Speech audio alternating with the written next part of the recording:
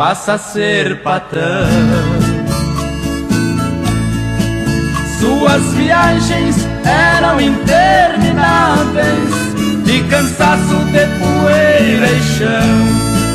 E um dos amigos, o recém-casado, ia ser pai do primeiro varão. Com alegria vinham pela estrada. O empregado passa a ser patrão. Suas viagens eram intermináveis, de cansaço, de poeira e chão.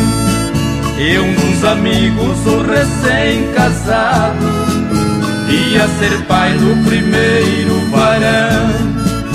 Com alegria vinham pela estrada. O empregado passa a ser patrão. Suas viagens eram intermináveis, de cansaço, de poeira e chão. E um dos amigos, o recém-casado, ia ser pai do primeiro varão. Com alegria vinham pela estrada.